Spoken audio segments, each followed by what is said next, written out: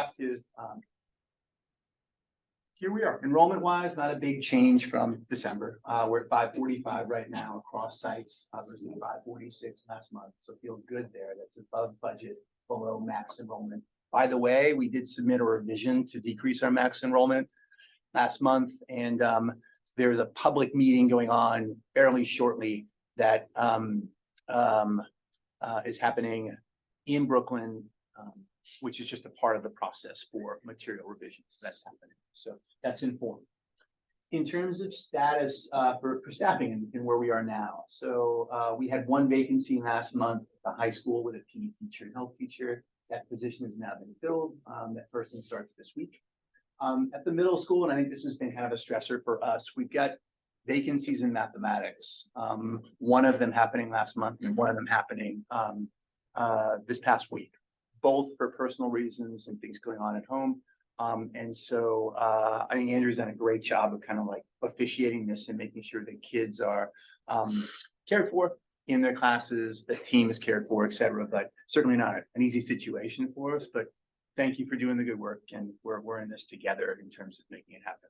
I think we get an interview on Thursday for at least one candidate, and I think the pipeline has been fairly good to us in January thus far, using some new programming that we have that Chris has introduced to the school team. So that's where we are right now, but I would say that's one of the top 3 items that I think is a stressor for school right now, thinking about how we do school just right. IAs happening now. You may have seen the sign walking in here at the high school. And so happening here, we had ELA mock exams happening at the middle school day 1. Things fairly smooth and seamless. So we look forward to day 2 tomorrow. And with that, we also have STAR being administered. It already happened at the middle school. It will be happening here at the high school later this month. So during the SLC call, we shared out some middle school findings on STAR. We'll report that out to the full board coming next meeting. In terms of like tutoring and making sure that like kids are cared for in small groups, given their needs, given what we see in their learning and growth over time. One new tidbit is that we do have 2 additional daily tutoring blocks happening at ELA at the middle school. So Andrew sort of set that up where teachers have taken on an additional period to work with about 10 kids. That seemed about right. And they're receiving the attention of 2 of our best teachers in getting remediation and reading and writing skills based on what they're showing and demonstrating over the course of the next few months. So that feels like a good move for us as a school, and that's in addition to reigniting literacy interventions. That we've got our interventionists back, as well as some tutoring blocks happening weekly in math and ELA. So this is really taking form, and shout out to Andrea and team for progressively moving things forward with regard to interventions. In terms of college and career readiness, so I reported out last month that 100% of our seniors have submitted at least one college application. That was as of December. As of now, as of last week, 76% of our seniors have been accepted to at least one college, which I think puts us on track or ahead of track in comparison to where we've been. So that feels like we're in a good place. Another new update here is that we are offering after school SAT prep classes to about 16 kids right now in preparation for the spring administration. I sent to you all an email. In my email to you all for this meeting, I provided a short article on some of the research around the SAT. And so I think we're bringing it back. I think that is sort of where schools are and colleges are, and they're thinking about the benefits of the SAT. Any questions thus far before I move forward? Has Unity traditionally offered tutoring for SAT, ACT, whatever the exams are? But we have partnered with an outside group pre-COVID. We then stopped promoting SAT. We made it available to kids who really wanted to take it, but it wasn't something we were sort of doing school-wide. And this year we want to bring it back and make sure that kids have that option. So that's where we are. In terms of culture and climate, as I've mentioned, we have a new tool that we're using to assess just general culture and climate. That is a valid external tool. And so this has been a pilot year for that. And I'm pleased to say that with the second round of scoring, that there was progress shown at both sites. And so I'll have more detail on that next month. We're gonna do a third round of this, very likely in late February or March. But I think we're learning a lot through this process about what a robust PBIS school looks like. And the tool has been helpful in kind of guiding us in that process. So it feels like it's been valuable as far. In terms of community service, I gave it to you already, but we've been doing things monthly. We don't have anything formally in January, I don't believe. But I think there's a whole lot of possibility for doing it moving forward, given like MLK weekend, that being a very kind of powerful, popular weekend of service nationwide. So that's on kind of our minds here at the school, moving into next year and just building on some of the successes this year. Family engagement wise, I brought to you conferences. We met our goals in conferences in December. For this month, a quick update, just, Andrea and team have brought into our school family grade level meetings, which I think is really smart, as a way to create space for specific grade levels to talk about things that are important to them over the course of a trimester. And so that was held recently, 2 weeks ago, last week. We had 54 families who participated in that, which was a bit lighter than in the fall. I think that's not surprising, but showing nonetheless, and even looking over just the presentation itself, there was a lot of stuff there, which extends to the spring. And you kind of carried it all the way over, like, here's what you should expect in June this year. So really well done. And then we had our family ambassadors meeting held in December. We had 10 families participate. That's about right. We usually have between 10 and 20 families take part in this specific initiative, but I'm pleased with the way in which we're engaging families this year thus far. So some good things resulting from that. Winter sports, I'll say this, winter sports tend to be a bit lighter than in the fall, just because we do things inside. There isn't as much space, but we're still strong. Majority of our kids at the middle school are taking part in sports after school or with our enrichment program with St. Nick's. So that's over 50% of our kids in school 5 days a week taking part in something beyond the school day, which is great. At the high school, numbers are also up. 43% of kids at the high school taking part in after school athletics or clubs. That feels really good. In terms of like this point in the year, it gets really busy for us as leaders, as we think about both planning for next year as well as continuing to do good work on the daily. And so things on our plates right now, we'll talk about the 24-25 calendar a bit later in the meeting, but that's something which we're just now beginning to dive into. 5-year budget updates. Y'all know about that from last week's committee calls and just the work going into that. Student recruitment with Chris and team. Surveying staff on plans for next year, evaluation work, renewal agreements, hiring, and then messaging about teacher certification, just some of the things that like we're planning, managing, developing, refining, etc. So just a busy time in school. But another piece of sort of sore news here is just that we weren't selected for this grant. There were 44 schools across the state selected. We were not one. So we're back to work. So we learn from it and move forward. I'll do some outreach to figure out whether we can get some feedback and then inform future grant writing. There are also a couple of local grants that we're aware of that are due in February. So we're going to get good at this. So that's the plan moving forward. That, I believe, may be it. Oh, there might be one more slide. Yes, there are.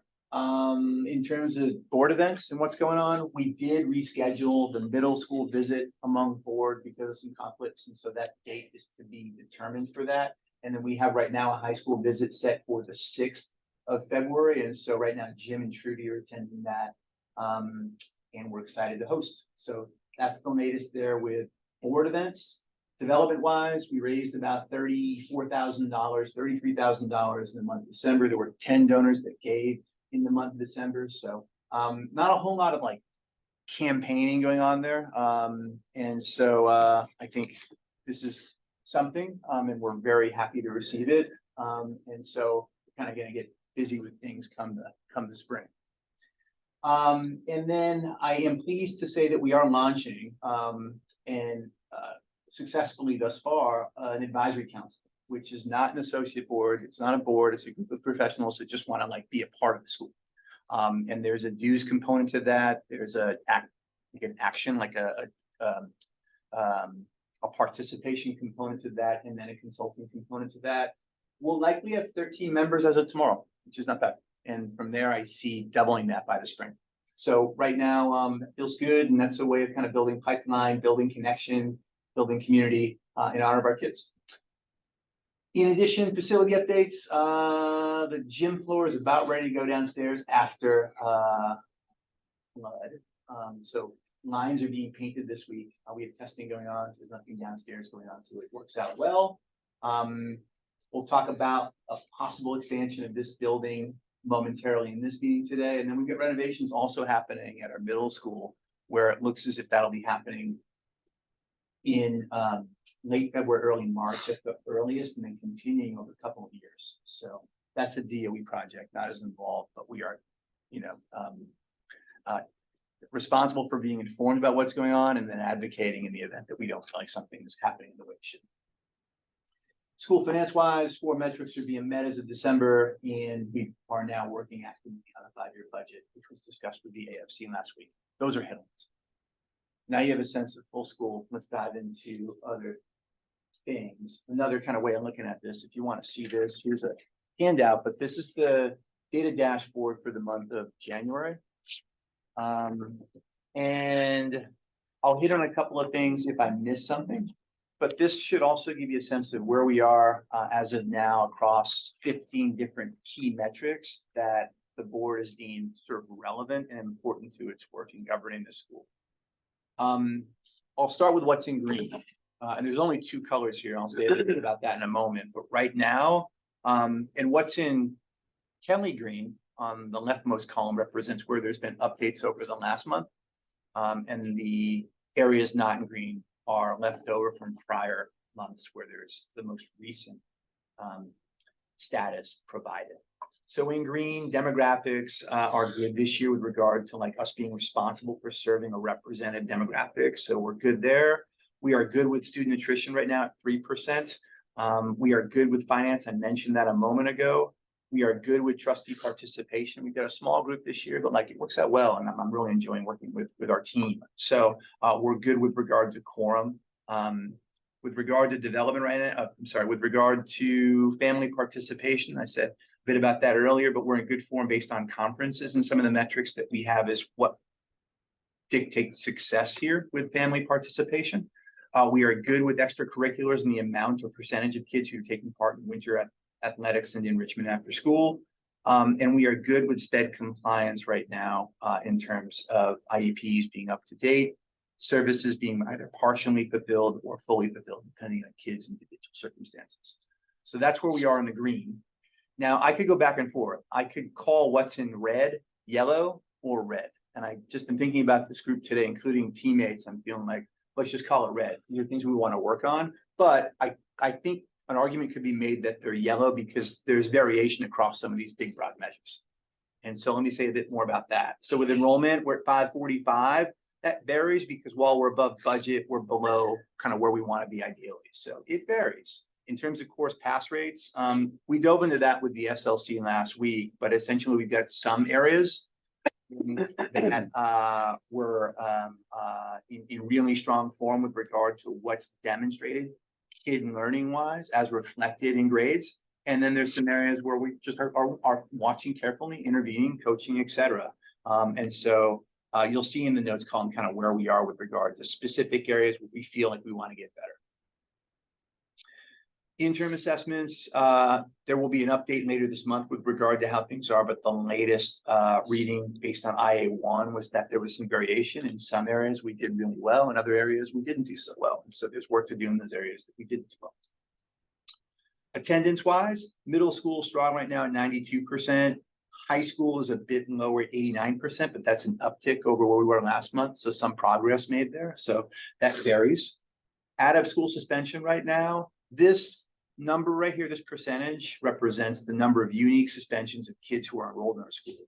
We can look at suspension in a few different ways here at the school, and in some ways we would classify ISS or in-school suspension as a form of suspension.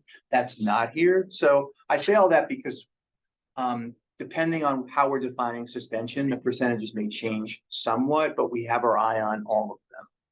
And that's a weekly basis in which we're looking at that and saying, all right, what might we do to prevent students from making bad decisions or being in positions where they may be more susceptible to making decisions that aren't good for them. So that's where we are with suspension. Student recruitment right now, I think that's mixed. I'd say that because we're a bit behind. We're behind where we want to be at the middle school in terms of applications in versus last year. We're a bit ahead of last year here at the high school, but I still think Chris would want those numbers to increase over the coming month. So that's where we are student recruitment wise. We're looking at those numbers weekly. And then finally, development wise, I think right now we're down in terms of number of donors that we'd like to have. We still have 6 months to go before the end of the school year, but I'd like to see that number pick up. We didn't get the grant, so that's a bit of a downer. And in terms of pledges, I gave you an update there. We're about a third of where we want to be this year. And no, we're about a sixth of where we want to be this year as of now. So there's some work to do this spring as we kind of look to ramp up development and fundraising. That's the summary there. Done a lot of talking. Let me pause and see if there are any tidbits, questions, concerns, ideas coming from this update.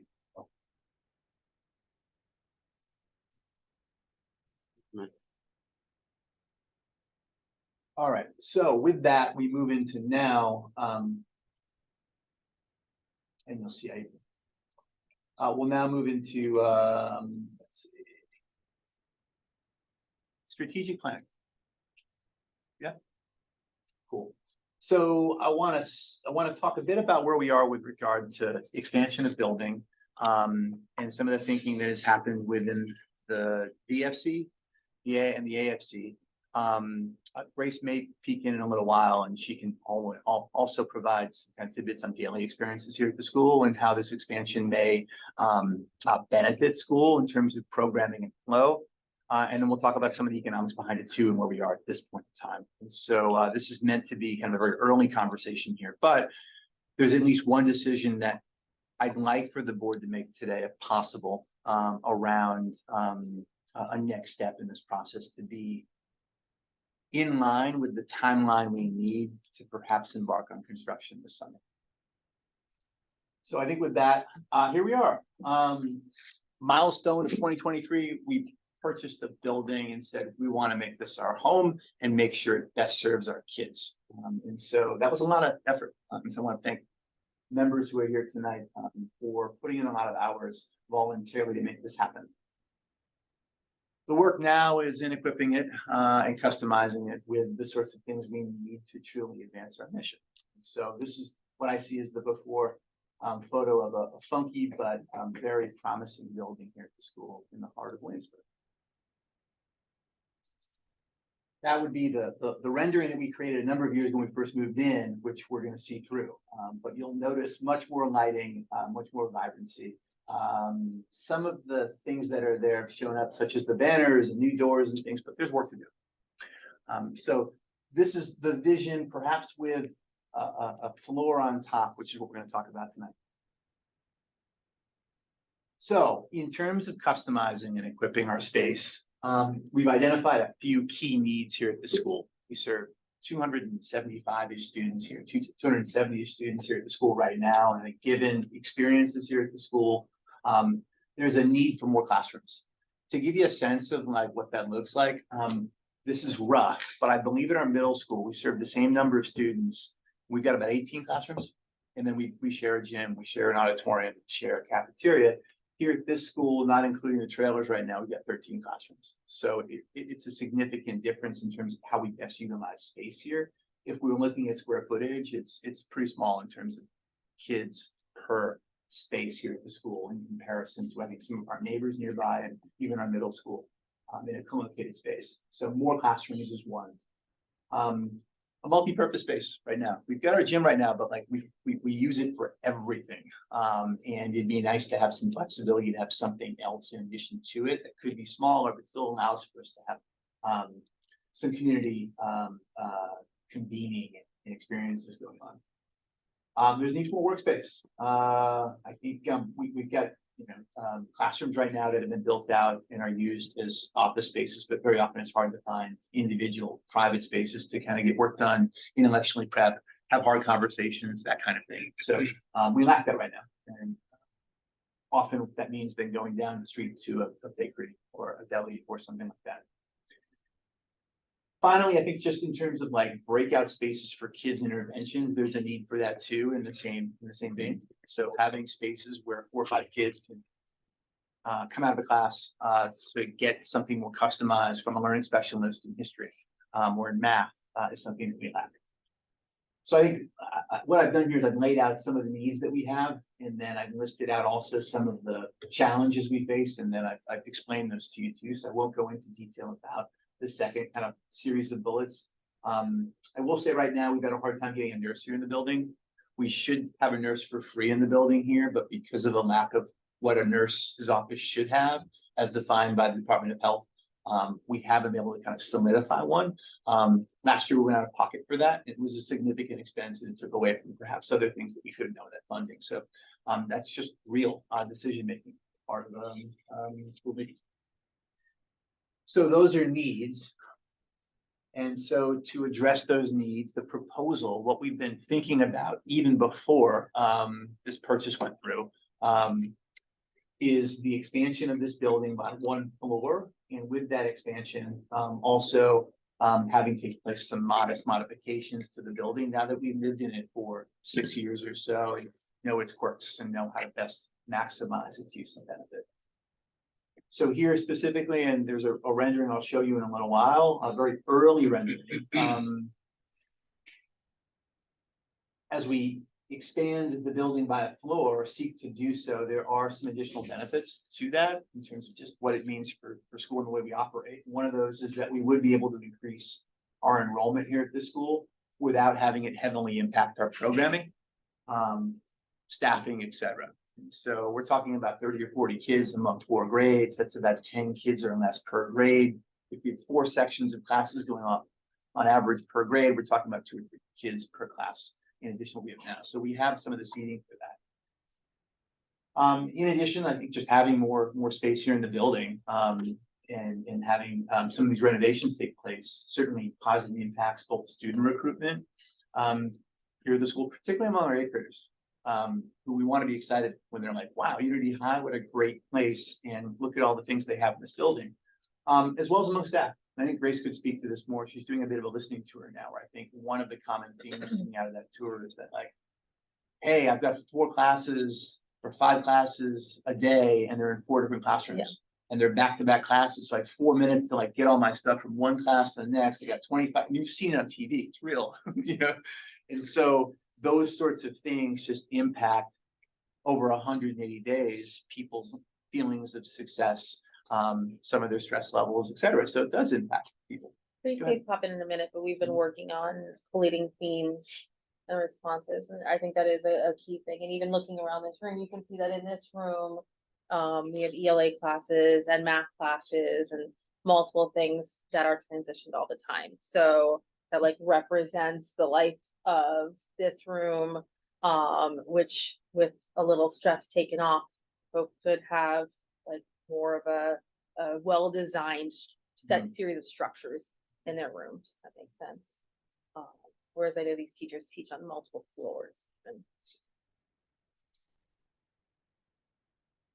So I think there's a milestone. There's now how do we make this better in a home, and then some of the needs we've identified. In terms of the finance behind it and economics behind it, we've done some back of the envelope work thus far, and there's more work to do.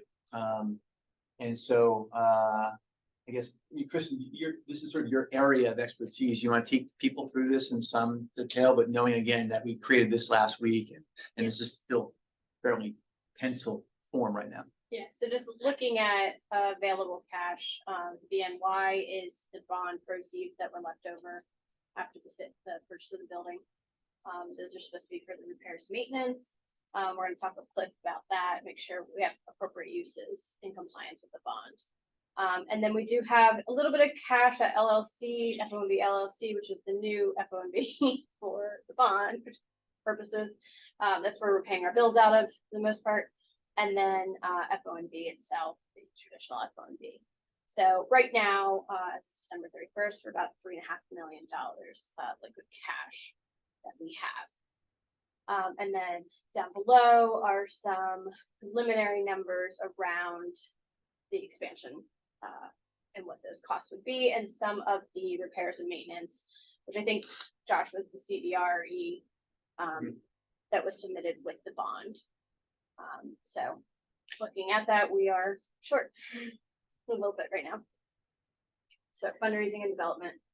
And so some of the upcoming work is just getting better estimates for some of these Yeah. values here. Some of them we feel really good about, like the engineering costs, those are quotes right now. We have proposals out, and so we're ready to kind of move on those if we feel good about it. Others such as construction, we're still kind of getting a better sense of that, but it may be north of $3 billion.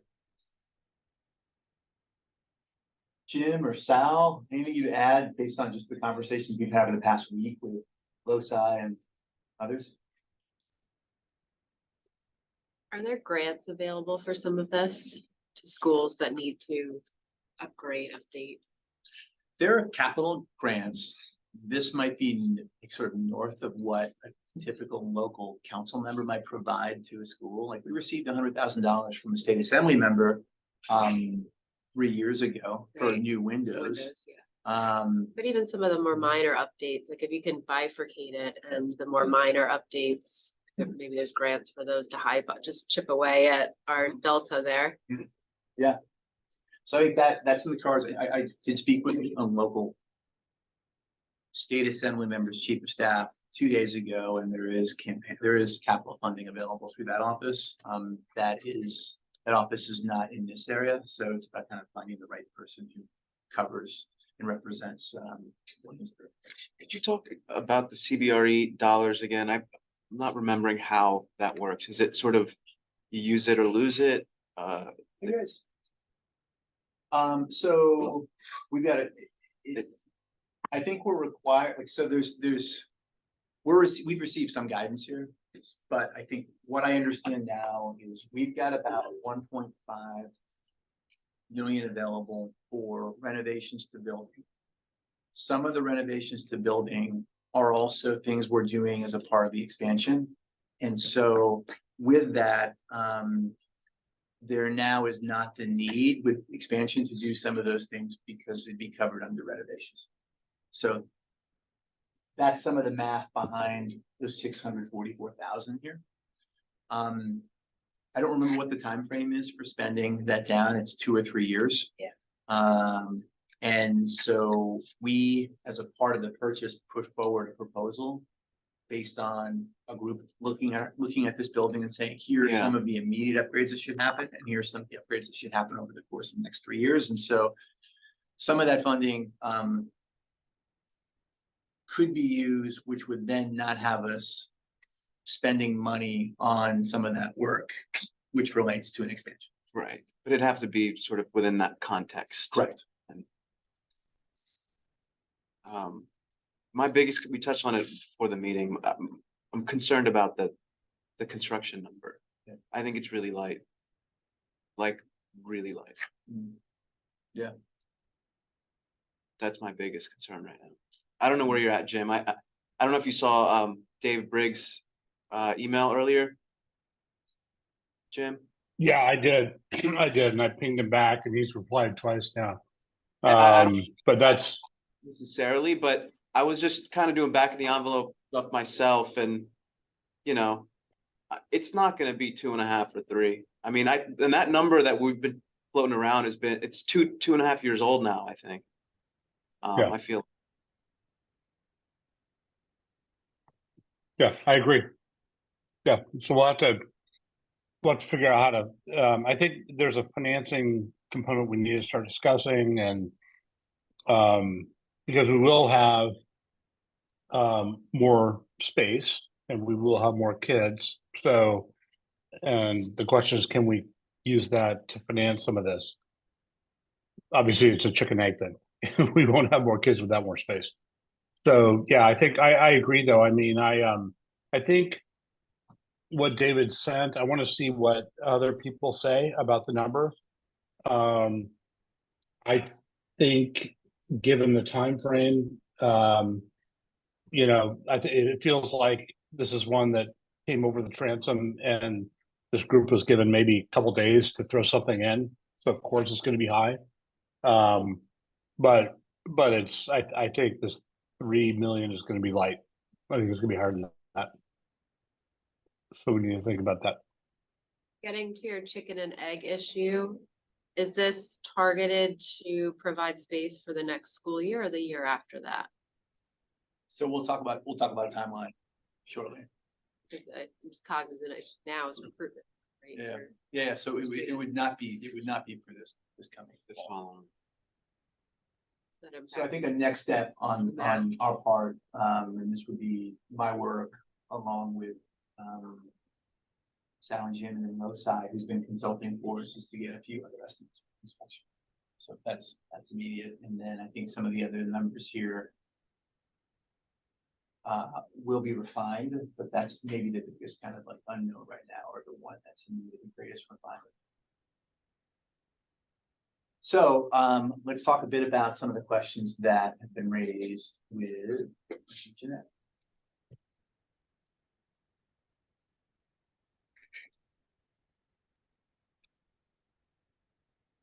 All right, so here's some of the math around like what this might mean. Jim had mentioned that there would be the servicing of additional students here. And so in terms of our operational budget and where things stand, we've talked about kind of the overall budget for the creation of an expanded space. In terms of the operational budget, some more back of the envelope at this stage. We want to think more about exactly what things look like given the layout of the space, et cetera. But here's like a first stab at this.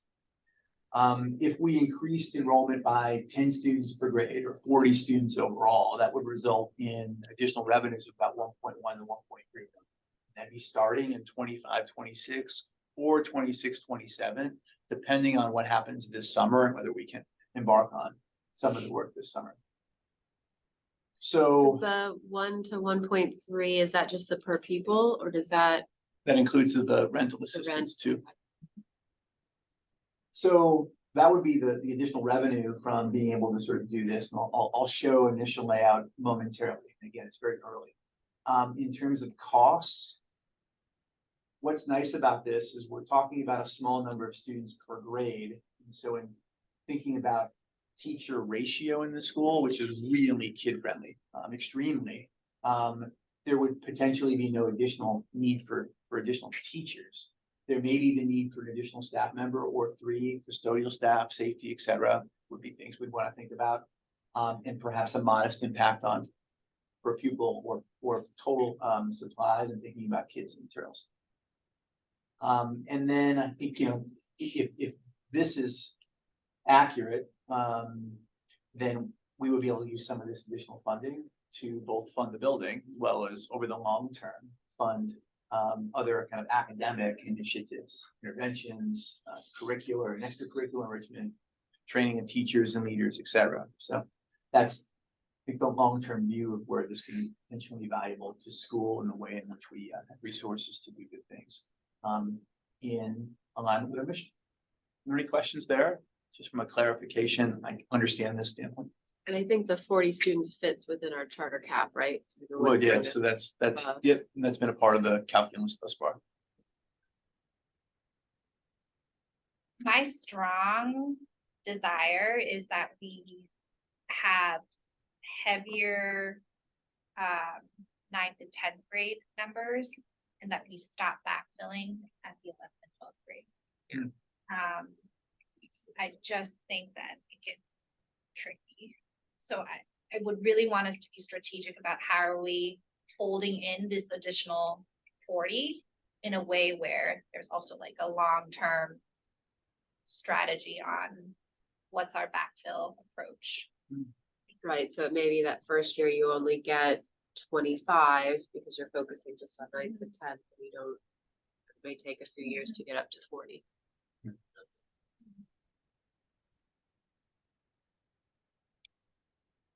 So here is a version 1.0 layout of space where you see 4 additional classrooms on the bottom. And the layout would be similar to what we have kind of here along this corridor. There is on the top of the visual a common space, which right now seats about 100 people. And this would allow for us to do perhaps lunch up here, which frees up the space downstairs, have staff meetings fully, have grade and level meetings fully, and also be able to use that space for, dance and other purposes in terms of classes. Grace, do you see anything else you'd add there in terms of use of that multi-purpose space? I think we recently discussed like if there was like some sort of bistro seating, like Mhm. teachers could also use that as like workspace. Even if I think depending on the type of seating, even if there's like a class going on, depending on the way we are able to structure it, I think it could create like enough of a nook that someone could do some focused work that is really limited right now in our building. I think that would be the one other thing that I mentioned. I don't know if you're gonna get to this, Josh, but one of the other things that we had discussed was where will the nurse go? Yep. So I think key features here include what you see and then some things you don't see. So this would be 4 additional classrooms. Now, in the long term, we don't see the trailers outside staying with us. So those go away. So on net, there may not be an additional 100 seats, but something less than that, depending on kind of how we're using the trailers as of now. And so we do gain a multi-purpose space here. And we do, I think with a part of the renovation work going on the first floor there, and this is still early, there are ways in which we will get more creative with this in terms of how we maximize use of space, but we have a first floor series of offices downstairs that I think could be re-envisioned such that we could have more office space happening there. There's some additional admin space even here in the building that could be reconfigured to offer, I think, some private spaces somewhat. Like right now, they're just kind of open spaces. And so it allows for lots of chatter within an area where you might want to focus with 2 or 3 people or 2 or 3 kids, et cetera. So there being a need to think about kind of conference rooms and workspaces in smart ways. In addition to that, we have the ability, and this would come down to sort of funding, we have the ability to put a biology lab upstairs, something with a greenhouse that would allow for perhaps a class to take place there. That could be a botanic garden, could be a greenhouse of some kind. But that would also allow for us to sort of stretch the space out and use it as fully as possible. Right now, we have 1 science lab here in the building, and then a series of classrooms that we use as science rooms. Josh, that was something new that would be like a second science lab on the roof, or is it just like a greenhouse? I don't know exactly. I think it comes down to like what the architects say that the space can be used for, given it's upstairs and beyond kind of like the air rights we have. So again, this is still really early in its form, but I think the indication early on that received is that is something that we could do. Sorry, dumb question. Remind me, where's Driggs? On over here, right? Under key features.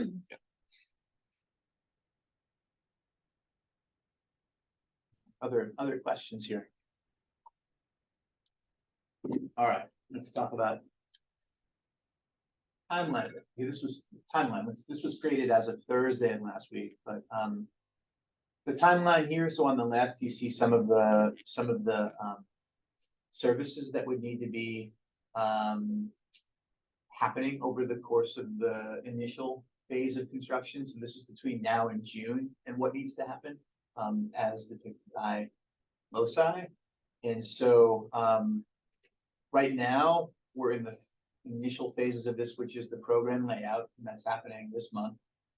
Along with that, you'll see that they've listed kind of onboarding engineers as an initial step here, and that needing to happen this month. So I'll say a bit more about that momentarily. And then you can follow the timeline down so you see roughly where we'd like to be by June in order to begin construction this summer, which would put us on a timeline of potentially this floor being used by students and staff in September 2026.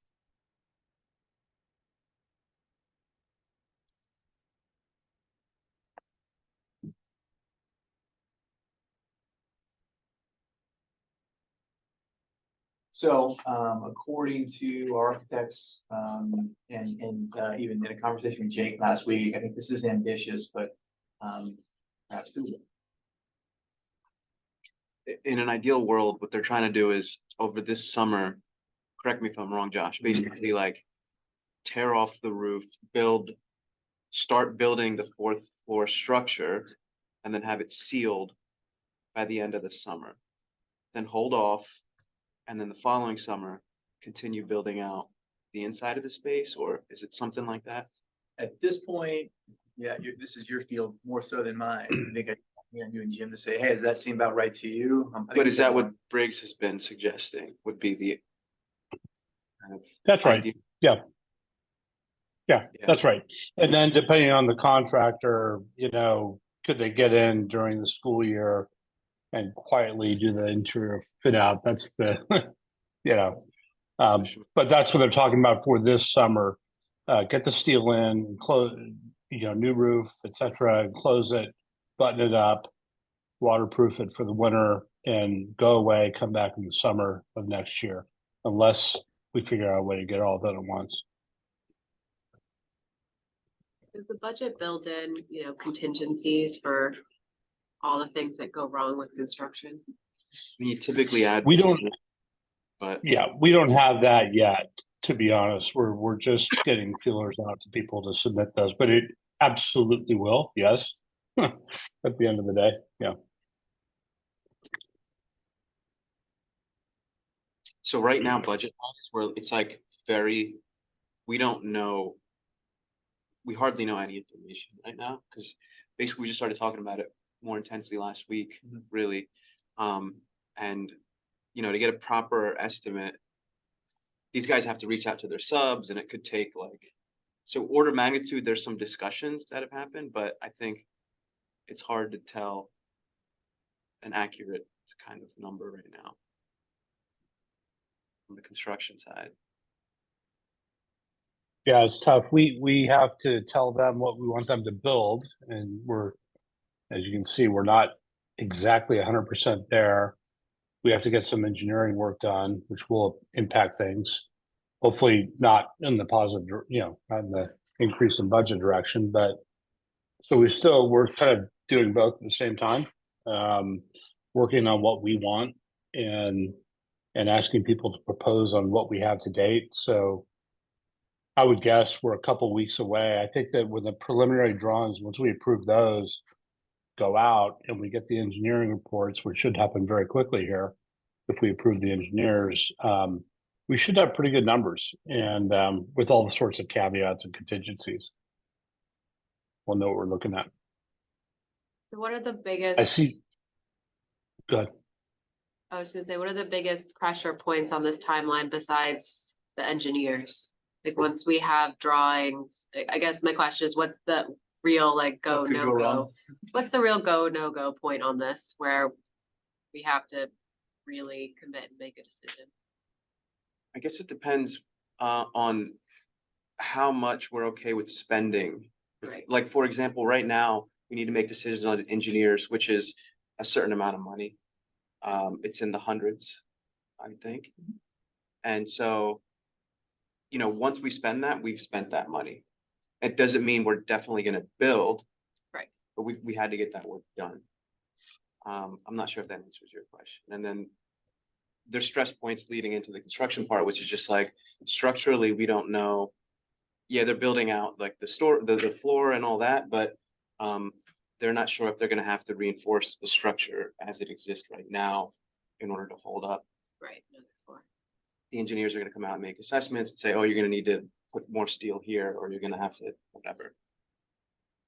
That might be something we're not accounting for and could add up potentially quickly later.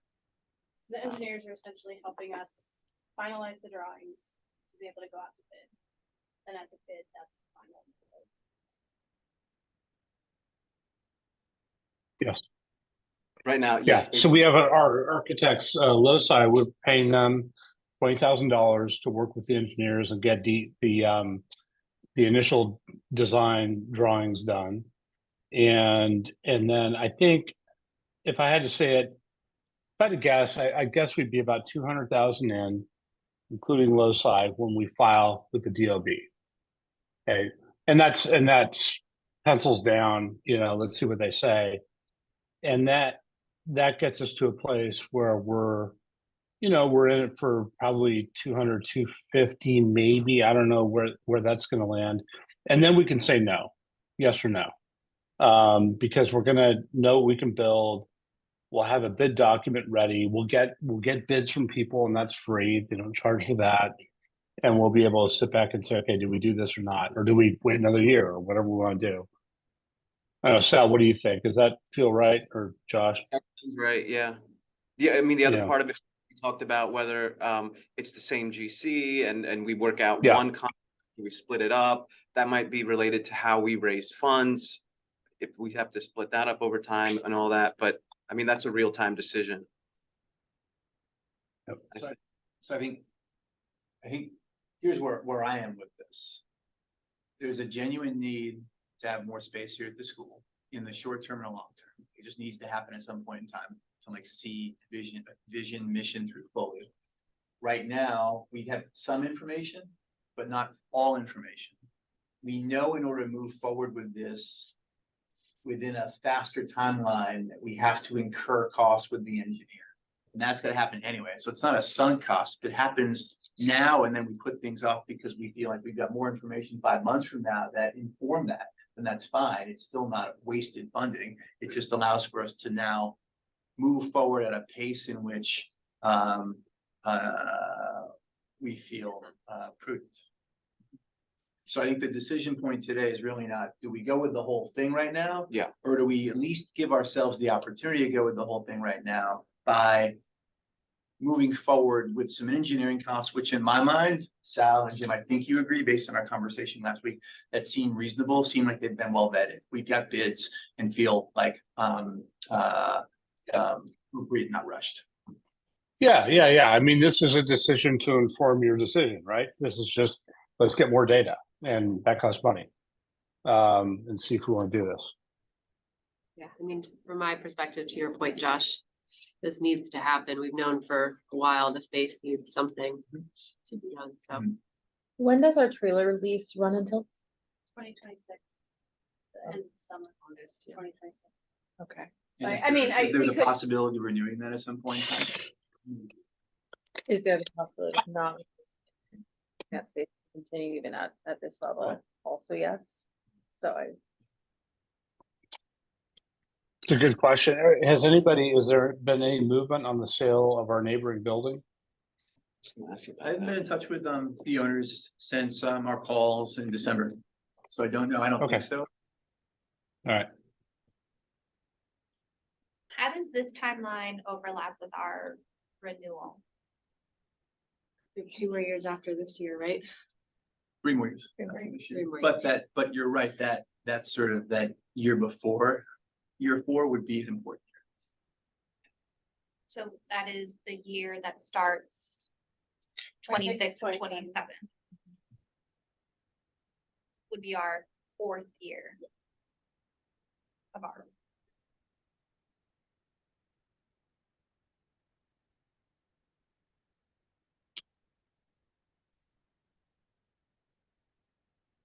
So should we talk about engineering costs right now? Sure. Yep. So in terms of committee reports, what I've done is I've embedded in all the agendas from the 4 different committees here, so you can look them over if you wish, so you have a sense of what was discussed, similar to what we've done at prior meetings, but we're not going to go over those today in detail.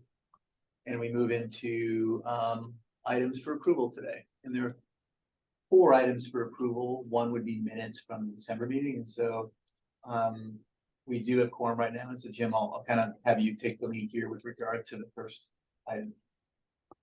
Sure. So the first item is the minutes from the prior meeting. Assuming everybody's had a chance to review, does anybody have any questions or comments? Okay, all in favor of approving? Show of hands. Thank you. Okay, next is the agreement with EP Engineering. Now, Josh, do we need to talk about it? I don't know, Yeah. was this in the packet? Okay, go ahead. We'll come back to the calendar at the end. So we'll go in order now. So I'm going to bring forward both the mechanical engineering and the structural engineering. What I did is in the agenda materials yesterday, proposal, and in that proposal are all of the bids that have come through for engineering. So here, what you see is a summary of what LoSci provided to Jim and Sal last week, and B during our call with them, where they have both collected bids and then offered recommendations, which I think we feel comfortable moving forward with the recommendations. And so one for the mechanical engineering, we had 2 bids. We sought 3, collected 2. As you can see, there's a big difference between the 2 bids.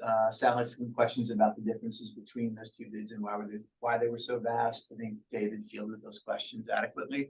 And so the recommendation from David, which the DFC agrees with, is to go with EP engineering for that scope of work at 46. Josh, sorry. Did you say anything more about that? They've already worked with us on, They worked with us, so the advantages are, and you'll see that. if you were gonna get to here. that anyway. Yeah.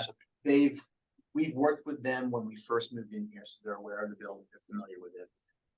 And David has worked with both firms before, feels good about either of them. I think given the cost of the first and given the familiar of the building, that is a better option for us. That makes sense. Jim, would you add anything? No, I think that's right. Yeah, nothing to add. And then, so I guess if we can either take this one at a time and vote on this now, or I can move on to the structural, say a few words about that, and then go back and vote on both. Well, you can keep going. So with the structural engineers, we do have 3 bids here, and LoSci's recommendation is to go with the first, GMS. They are the most cost effective here. LoSci's worked with all 3 of these groups as well. And so I think the one question that David Briggs put forward was, in the event that GMS is unable to kind of work within our timeline, then we could engage another group here, and Silman would be the recommendation there. And so that would be the backup plan in the event that GMS is unable to kind of fulfill this work. So that's the proposal that LoSci put forward. I think Jim and Sal are also in agreement there.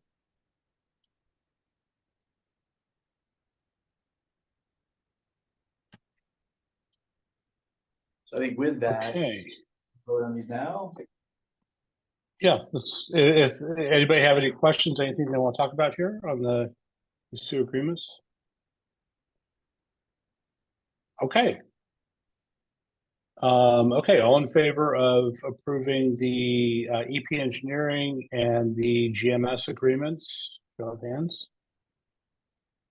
Okay, thank you. Authority Okay, on the GM next. can give you the authority to go with the other one.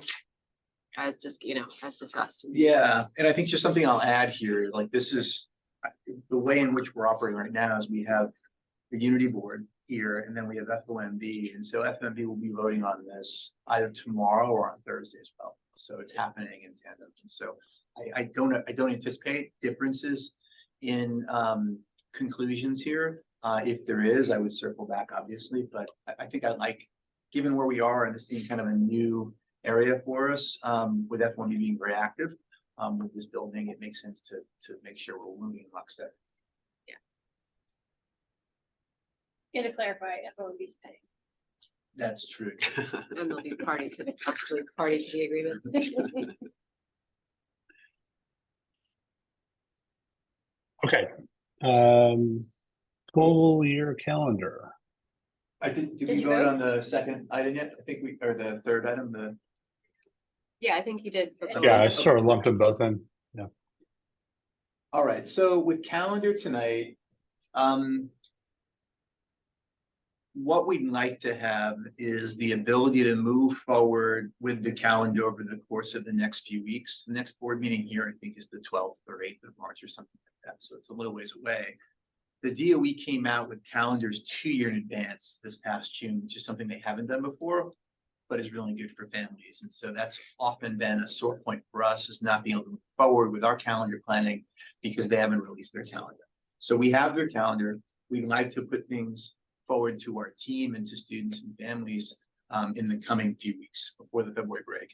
And so, as we've done in the past, we don't plan to deviate from the DOE calendar all that much. We will do so if it makes sense to, but what we'd like the ability to do here tonight is perhaps move forward in working on the calendar and finalizing it, perhaps going to the SLC or members of the SLC or a second eye on anything, and have them be the group that we kind of correspond with rather than call an executive session for the full board. And so this would be really an approval for the school to work with the SLC in finalizing its calendar over the next 2 weeks to then disseminate to families. In terms of calendar, we can keep to the number of days that we've had before, which has been between 180 and 182. And if the full board is comfortable with that, that's, I think, the best path forward. So that's the ask. I guess, I was really frustrated that given the performance and the, test scores, et cetera, over the last couple of years, the DOE reduced the number of days in class. I thought they should have increased them maybe. And, and then we follow suit and reduce when I understand we also have a summer program, et cetera, et cetera. So, and after school stuff. What are other charters doing? Are they just following the DOE stuff, or are they keeping kids are they adding, how many days do they have versus the DOE recommendation or the DOE calendar? High performing charters. Juliana, you're here. How would you field that question?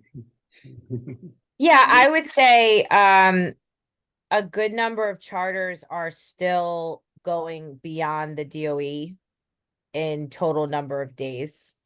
Whether that be starting earlier or having less days off for all of the holidays.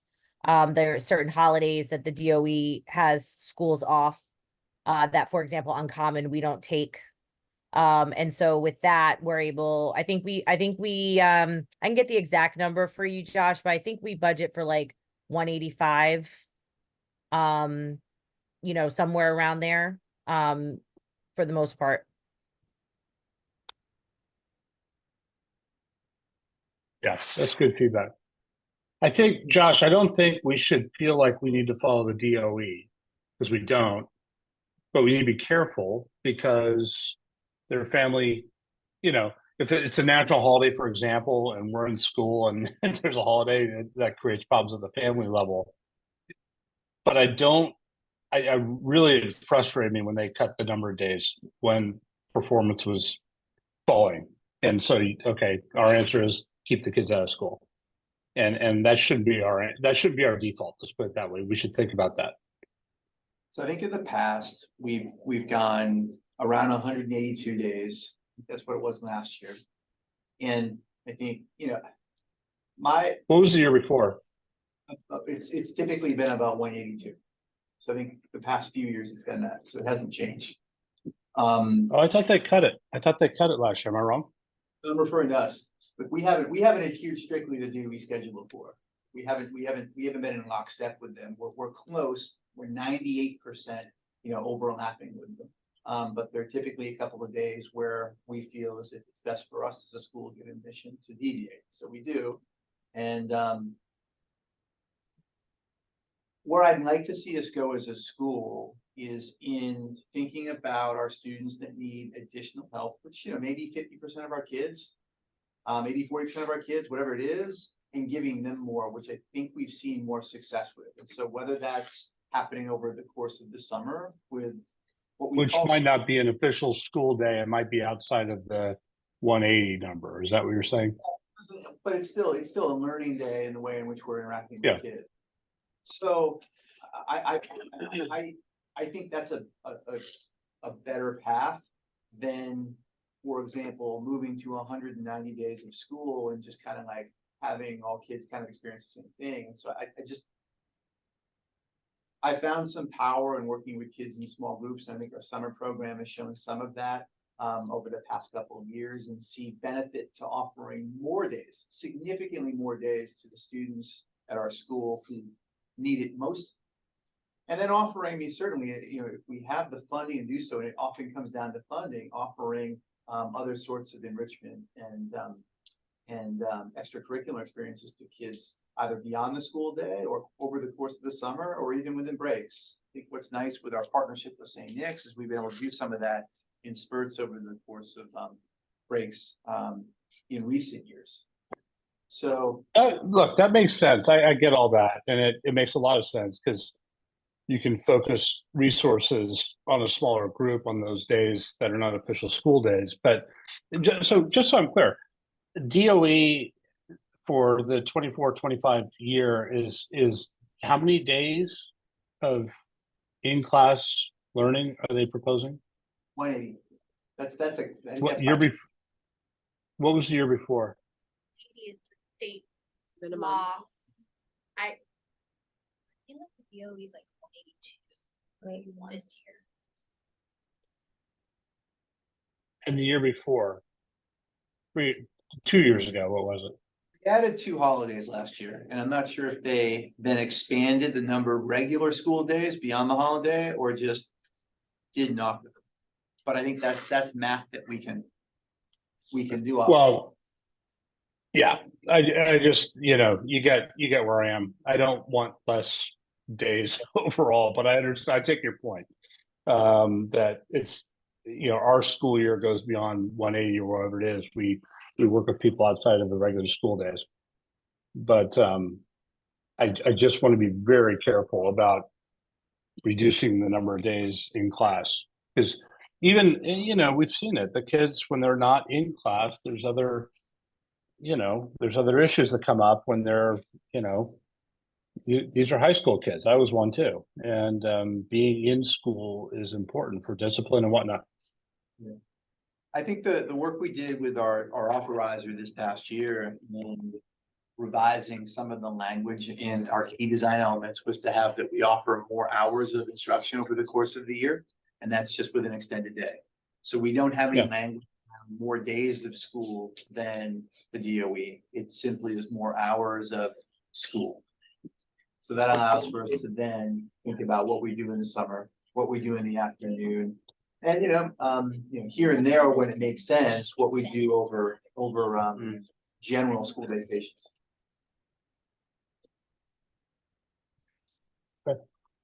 Juliana, what's your take there based on the conversation? Where do you kind of land with things and what would you advise? I definitely think that as a rule of thumb, like I think families choose our schools because of the longer school year. And just the overall number of instructional minutes we're able to provide. So I definitely agree with Jim there. I think from an alignment perspective with the DOE, I think from our experience, the biggest thing that causes families the most trouble in not aligning is actually the spring break. And so that's the place where we've gone back and forth and we've done different things in different years to align to the spring break, which seems to be the big thing. But outside of that, we haven't seen as many issues with the one-off holiday misalignment or, school start date. That attendance has still been fine on those days. I think because we've gotten the calendar out early, families have planned for it. And quite frankly, some families appreciate it. I say, I think where I stand, even as we have these conversations, as a general rule of thumb, I'm always in favor of like an overall longer school year. I think, Josh, what you were saying, take into account like the percentage of students that are doing summer programming with us and like, going into the summer. But I think those are the kids that actually really, really need it anyway. And I think the kids that don't still have a sizable summer, so I'm okay with it. Great. Have you, when is Uncommon releasing their calendar for next year? Has that happened already? So we've already determined our start dates and all of that for staff and leadership. The DOE releasing their calendar early is always a nice thing to happen. A lot of times we are stalled by the district, quite frankly. So when they release, we're able to do that on a pretty quick turnaround and timeline. Where we are now is we typically we have like a whole scheduling and calendar process, as I'm sure you know, Josh. So we're in the thick of that right now. We'll probably be able to release at least like spring break dates and start dates for families, and then our own internal calendar will take a little bit more time. Yeah, like the detailed calendar, we're in the same boat. Okay. Yeah, exactly. And so I think what we're looking to do is get something broadly out around start dates, and general vacations and things. So I guess, would the board be comfortable with, my team and I working with Juliana and Jeanette and Lenny as a part of the SLC in solidifying key dates for our calendar, where, you know, we can commit to having more days within the DOE as a sort of starting point without there being any limit upward. I'm fine with that. Your answer is yes. And Juliana and Jeanette, are you okay with that in terms of like process? It'd probably be a couple of offline. For sure. Yeah, it's fine. Absolutely. By the way, Josh, it looks like they include non-instructional days in that 180. Yeah, I mean, Grace, Two. Grace has been at Hawk with that stuff in the past, and it's So it yeah, might be less than it- that. exactly right, It's yeah. 178. Yeah. Wow. exactly. Sorry, I don't know. I think the one other thing I will just say is, I think it's great that we're thinking about students and families, but I think the other stakeholder group that we need to think about is also our educators. I really think one of the things that we have to be better about, and I think this starts kind of from all the way to the top and trickles down, is really being clear about what differentiates us from the district school down the street that's kind of doing school as is, and like what are the innovative practices that we are committing to, so that the people who sign up to work here are also clear on like, what does it mean to work here? It means that you're working more than the DOE. It means that you're working longer days than the DOE. And I think that all of that has to be very, very clear for every single employee that's signing on. And I think right now, to be very frank, I think in this weird negative staff culture environment where people feel as though they're being overworked because they're working under conditions that are worse than the DOE. And so I think that that mindset and that clarity of like, this might not be where you should work if you don't want to sign up for having more time with kids, going above and beyond what the DOE is doing. And I think some of that like work of clarifying that, and also like saying, and it's okay if this is not for you, because the last thing I need as a principal is to like convince people that this is part of your agreement when somehow they think that it is not. So I just want to consider that other stakeholder group that's key here is our educators, and they have to understand. I don't think that's the responsibility of just me and Andrea to be crystal clear about what does it mean to be included. That's a great point. I mean, I think it's absolutely get this calendar out early and let the people who are not on board figure out a different path for their lives, you know? Because, you know, this is, we're trying to do something exceptional, and we need exceptional people, right? So yeah, let's get a calendar out and let people decide if they want to, yeah, if they're on board or not. I think with that, why don't we vote on this last item? Okay, so Josh, what specifically are you asking for? Approval from the board to finalize calendar under the eye of members of the SLC. And with are we putting a floor on the number of days? With us working with more days than the DOE. Yeah, okay. Any questions, comments? Okay, so none, all in favor? Okay, thank you. All right, All right, I think with that, is about time to adjourn and conclude. I think just for next meeting, this is a short month coming up with a break, so we typically then meet very early March, and so next meeting is March 12th. And then on the agenda, just to give you a peek, we will be reviewing IA2 results, as well as STAR results. We'll be providing some updates on this expansion preparation work. We'll have some forecasting on staff retention, as well as updates on student recruitment and any development updates. So it should be a full meeting. And I think with that, Jim, if you're ready to adjourn, then. I think, yes, I am. Is there anything anybody wants to take offline in executive session, or are we good to go? Good to go here. Okay, We go here in Williamsburg. all right, thank you, everybody. Enjoy Thanks. dinner. Sorry Bye I now. couldn't be there. Yeah, sorry, couldn't make it this time. We'll see you next time. Take care now. Take care. Take care. Take it.